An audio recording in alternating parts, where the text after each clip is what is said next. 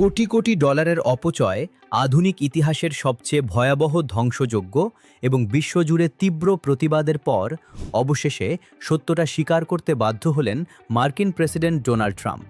খোদ ওয়াশিংটনের বুক থেকেই এলো সেই বিস্ফোরক স্বীকারোক্তি।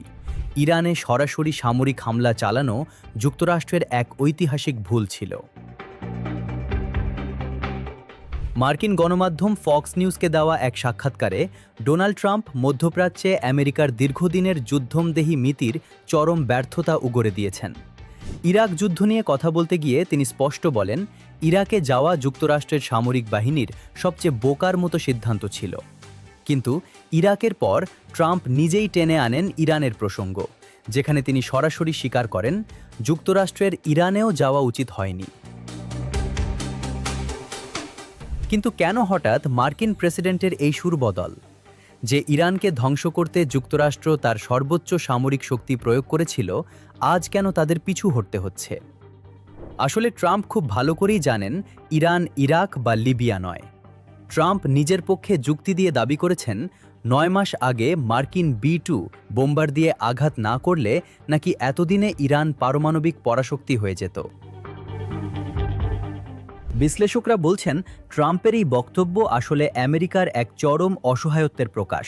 ট্রাম্প নিজেই স্বীকার করেছেন, আমেরিকা যদি ইরানে এই আগ্রাসন না চালাতো তবে হয়তো আজকের পৃথিবীতে ইসরায়েল নামক রাষ্ট্রের কোনো অস্তিত্বই থাকতো না। অর্থাৎ তেল আবিবকে বাঁচানোর মরিয়া চেষ্টায় যুক্তরাষ্ট্র নিজেই এখন মধ্যপ্রাচ্যের এক অন্তহীন ফাঁদে আটকা পড়েছে। এই সাক্ষাৎকারে ট্রাম্প আরও একটি অদ্ভুত দাবি করেছেন। তিনি বলেছেন, আমেরিকার হামলায় নাকি ইরানের এমন ক্ষতি হয়েছে যা আগামী ৪০ বছরেও তারা কাটিয়ে উঠতে পারবে না। অথচ বিশ্ব রাজনীতি দেখছে সম্পূর্ণ উল্টো চিত্র।